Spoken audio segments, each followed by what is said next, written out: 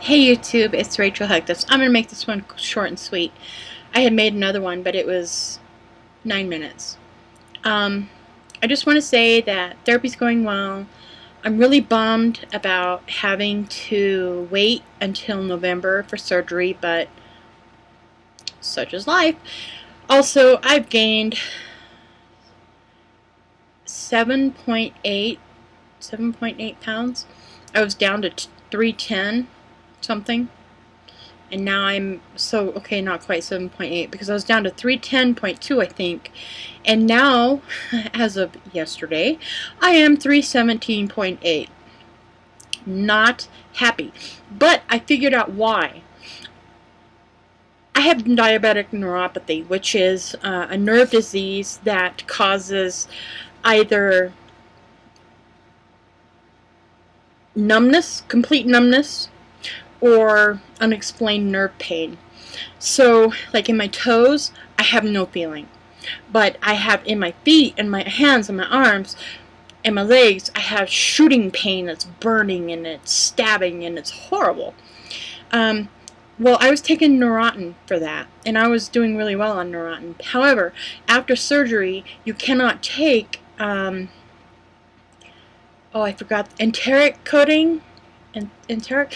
You can't take medication that is time released or it has a special coating on it. Well, Neurontin is time released and it has a special coating on it for that reason. So I can't take Neurontin. I have to take Ultram. Also, my doctor put me on nortriptyline to substitute for Neurontin. Well, nortriptyline, I have recently discovered, causes weight gain because it specifically causes cravings of sweet things. Yeah, it also increases your appetite, which I hadn't noticed, but my husband had noticed. So now the rule of the house is if Rachel is eating more, somebody says something to Rachel so that she is aware. Because I wasn't aware. I mean, maybe on a certain level I might have been aware, but in general, not so much. So I'm really bummed about that. I did schedule an appointment with another surgeon, with Dr. Snyder. I'm going through Dr. Brown's office right now, who is through PSL, but Dr. Snyder is through Rose, and I'm hoping October at the latest. So I'm saying whoever can get me there first, more power to you.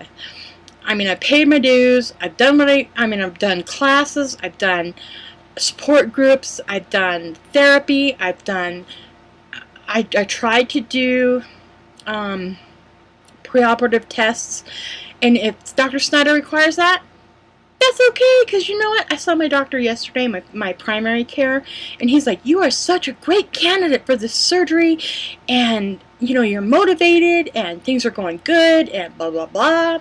And then I was like, yeah, but they told me November. And he was like, well, you know, hey, that kind of sucks, but that's the way it goes. And so I'm going to see whoever can get me in first. That's who I'm going with. Because I'm kind of at a point in my life where I've done everything that I'm supposed to do. I go to therapy, I go to support groups, I go to nutrition classes, I follow people on YouTube that have had the surgery, I vlog about my own journey, and I research and research and research and research everything I can about bariatric surgery. I have seen this surgery performed so many times, I swear to God that I could probably perform it in my own sleep and do a good job. That's how many times I've watched bariatric roux-en-y surgery. The actual surgery on YouTube is wonderful. I love it. It's great because I'm like, okay, so this is going to happen then, and this is going to happen then, and so I kind of know. I'm one of those people that really has to know in advance what's going to happen to me, if possible. I mean, I've had one other really major surgery in my life, and I didn't think I was going to make it, and since then I've been really if something's wrong with me, I research it to death and find out every possible thing and then try to avoid all those things, like neuropathy. There's no way that you can reverse my neuropathy. However, you can stop it in its tracks for progression. So I've learned all those things.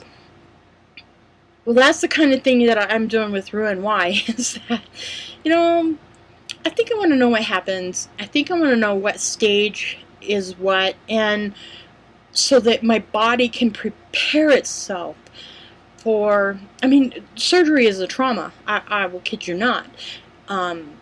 I think everybody can agree that surgery is a huge trauma. That's why we lose our hair. That's why we have trouble with our skin. That's why, different things that are just from the surgery. Not the roux-en-y itself, but actual surgery. So I think that if we know in advance what to expect, then we can psych ourselves and prepare our bodies so that it's not as traumatic. I have a lot of trauma in my life, and so trauma is something, to me, that is tantamount in anticipating, if at all possible. It's not always possible to anticipate trauma, but it is possible for surgery reasons. And so for that, I've done a great deal of research. And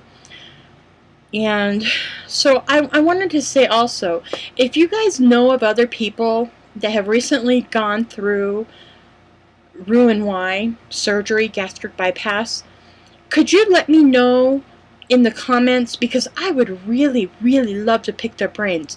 I am terrified of surgery, and I'm really scared of life after surgery. What that entails, and the foods that I can eat, and the foods I can't eat, and the amount of work that's involved. Not that I'm afraid of work, but I am afraid of not doing enough. And so, if you know somebody that's going through the process right now, they just had surgery, please put them in the comments. Subscribe to the channel, put them in the comments, like this video. Let me know who they are, because I would really love to go check them out. If it's you, by all means, please put yourself in the comments, and then I can go and check out your channel. Because I think that this is a two-way street. I give, you give. And it's that give and take that will really help me be completely successful in my surgery and my progress and my journey. So, you guys are awesome. I love every one of you. This has been a complete joy for me. And I look forward to talking to you next time.